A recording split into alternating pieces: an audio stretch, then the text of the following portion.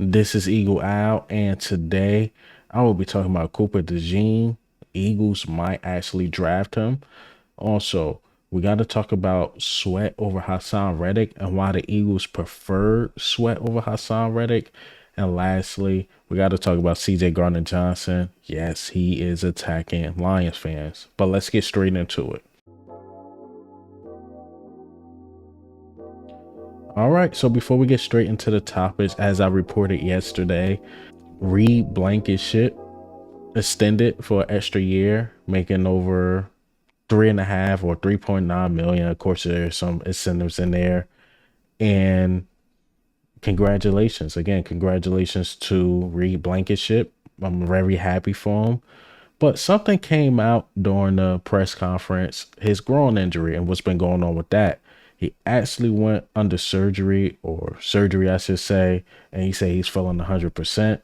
That lets you know how beat up the team was. We dealt with a lot of injuries. We was discombobulated. The coaching was bad. Even after all this soft practice during the off season, let you know that technically doesn't work. But I'm happy to see Reed Blankenship is 100% and will be ready to go. Can't wait to see him, man. Can't wait to see him. But do this mean, are we getting, Justin Simmons? Do we just actually believe it's CJ Gardner Johnson and Reed Blankenship? Then when Sidney Brown come back, of course, he's going to be in that rotation.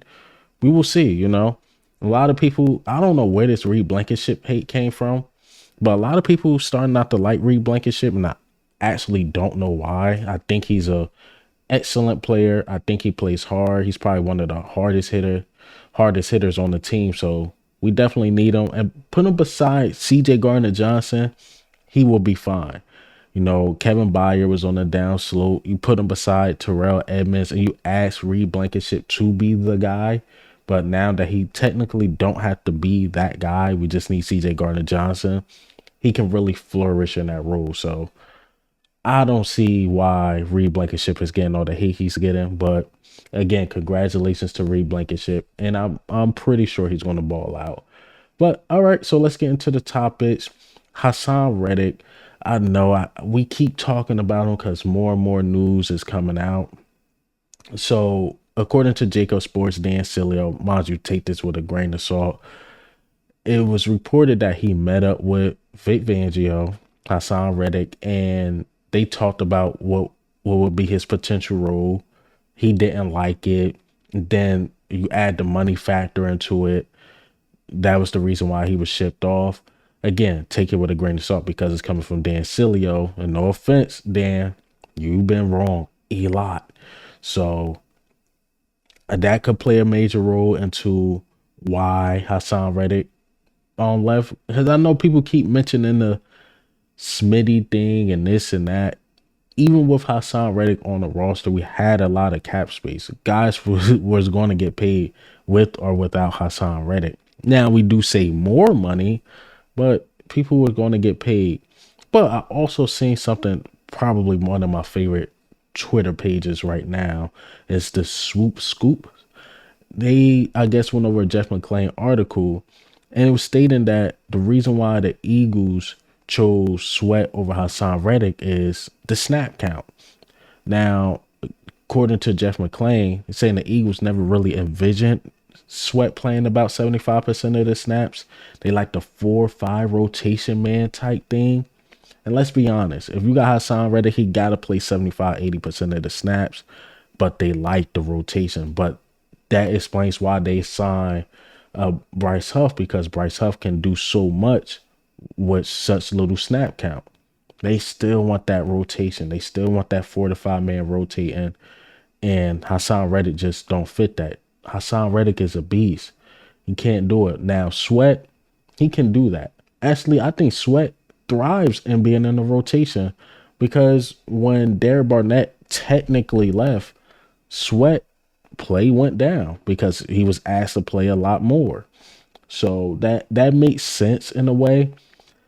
The Jeff McClain thing makes a little bit more sense than the Hassan Reddick thing, because Hassan Reddick, we already knew it was all about the money even before Vic Fangio was technically on the Eagles.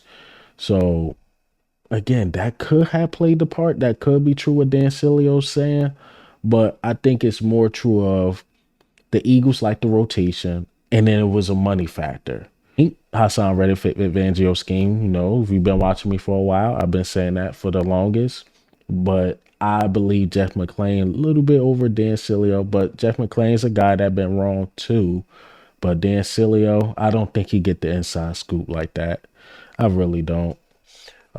He's a Tampa Bay Buccaneers guy, that the Eagles hired for some reason.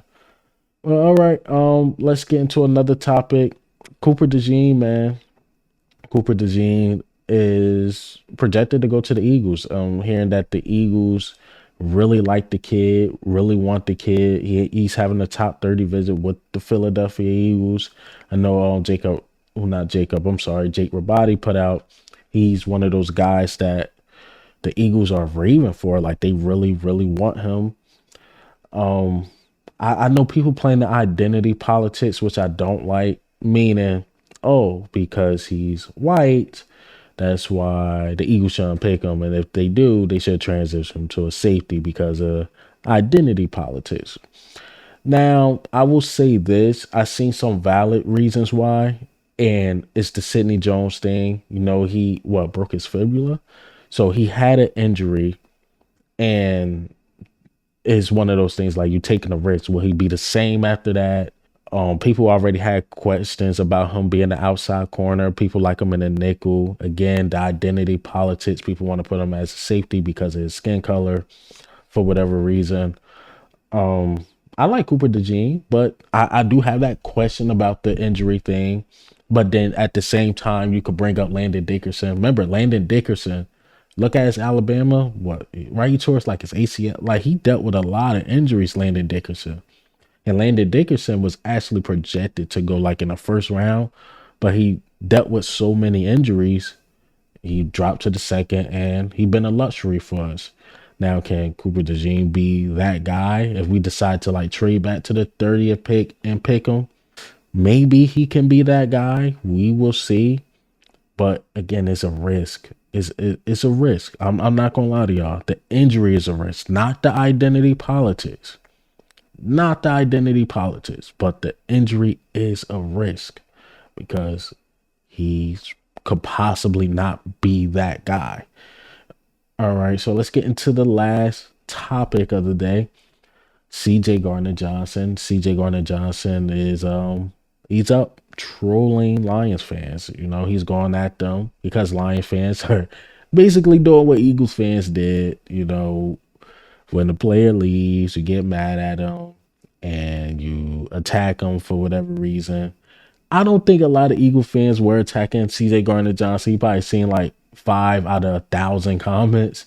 But a lot of people like, man, we wish he would have stayed, bro. We need him back. We wish he would have stayed. We wish how we would have found a way to keep him. But Lion fans are going at him because he was hurt majority of the year. And, he did a lot of talking to the 49ers, and then the Lions end up losing. And they are attacking him. And he's like, look, Lion fans, leave me alone. Then he's like, also, when you talk about the best safeties, put me up there. I can't wait to see this guy play, man. I know my guy CJ Gardner Johnson still got it. I really, really can't wait to see him play, show what he got. And I believe he's going to play majority of the year this year. I think he is. I think he's going to keep himself in shape. He's going to try to avoid injury. And then again, him playing beside Reed Blankenship, I'm telling you, that duo is going to work. It's going to work, man. And yeah, he's going to prove Lions fans wrong. And I knew he was going to lead Detroit when they drafted the safety, in the first round last year. So I already knew, or second round last year, I already knew he was going to leave Detroit. I'm happy again he came back to Philadelphia to prove what he got. Because he's Philly made. He wasn't Detroit made. He's Philly made. But hey, man, what do you think and how do you feel about the news today? The Hassan Reik, the Sweat news, also the Cooper Dejean. Do you like him? And if you don't, let me know. Please don't use the identity politics.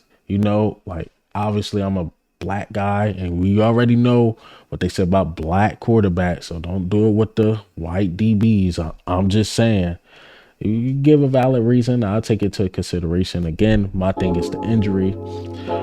And also, CJ Gardner Johnson got a lot to prove, but this is Eagle Al, man.